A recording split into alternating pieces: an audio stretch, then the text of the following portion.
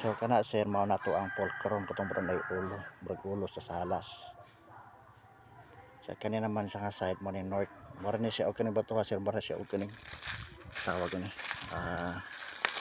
ulo lang gyapon og ani tawag ni ng bao. Na dito yung ulo paingon dito gyapon simbot siya lalong ng ulo na ana siya lingin.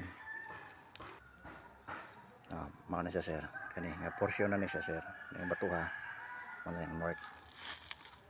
So naa siya ulo siya. Naa siya bangag. Paingon ani tan-aw aning sa fulcrum. So sa fulcrum na sila kung gikalot sa gilid ini doora man sila sa east nga katong iba to. So mao na ko nakita na mura sa sundang. Ang pagkahimo sundang ba ni? Na siya bato nagtudlo dito sa east nga portion. So mao lang na wala pa nako nagikalot og tiwas yan. So dito sa north mao na siya nga bato. So dito sa unahan sir, unahan dito north mga punang portion so naitulo ka bato. So na siya mga sign. Pero kani siya sapatos sa nga pagkahimo. Kana siya nasa tunga nasa mura og heart ang pagkaana gupit na pagkakuan. Sa likod ana sir na ana siya triangle nga tawa na nagibura gikalot naka-okit nga triangle kana gikuhaan gid sa tunga nga kilid og kilid para og sukat. Then kada nga sa ilalom sa gilid sila lang nga bato. Kuan. Tawa ni. Mura siya og letter sa mo sa adlaw nga ni salok. Pero naagya pa siya science pero sa gawas na nagmasa kong area hindi na ko pwede na agtuon diya ka na itawo dili na concentrate sa north. Salamat sir. Okay, kumusta po katets? And then sa mga katets natin na laging nakasubaybay, kumusta po kayo dyan? So itong nakikita mo katets, ito po ay isang magka-coordinate surface treasure marker. So magka-coordinate po sila. Mapapansin natin na yung isang structural marker na hugis pagong ay nakatutok doon sa isa. And then ito katets, so dito makapokus ngayon ang pagbigay natin ng komento at itong mayroong hukay or hinukayan muna, iwan muna natin ito katets, no? Dahil malamang tiningnan mo lang kung ano yung makikita sa ilalim at sa tingin ko nakikita mo na sulit talaga ang tambak ng bato. So balik tayo dito katets.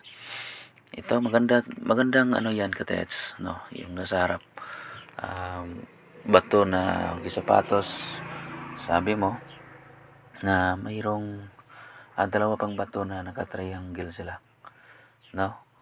So yan po ay mga structural marker. Yan, and then yung isa, sabi mo sa likod ay mayroong triangle na kahit di ko nakikita ay sa malamang parang tinapyasan or parang mayroong kinuha na part sa bato at nagkahugis triangle na hindi. So yun po ay isang replica, isang nakaprint na markings na ang replica ay yung tatlong bato na naka-triangle. So linagyan ko ng illustration itong pa-cross ay posible na dito po yung isa po ito sa digging spot, no? Itong pa-cross. And then sabi mo labas na sa lupa mo, tingnan mo kung may detection ba yung linagyan ko ng pa-cross. So kung may detection at hindi pa nakalabas sa lupa mo, so posible na pasok pa din sa area, sa inyong area ang isa sa digging spot. So yun, tulad ng sinabi ko doon sa unang video, na pili ka ng mas maganda or sa tingin mo ay mababaw lang na digging spot. So yun lang muna, no? At least mayroon tayong guide kung saan ka posible or mag-start na mag-detect.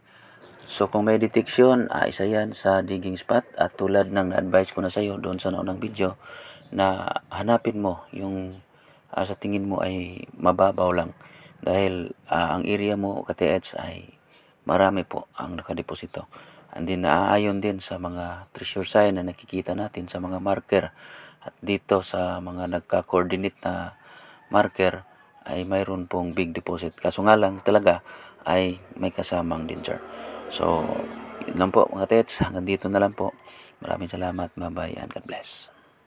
Ingat.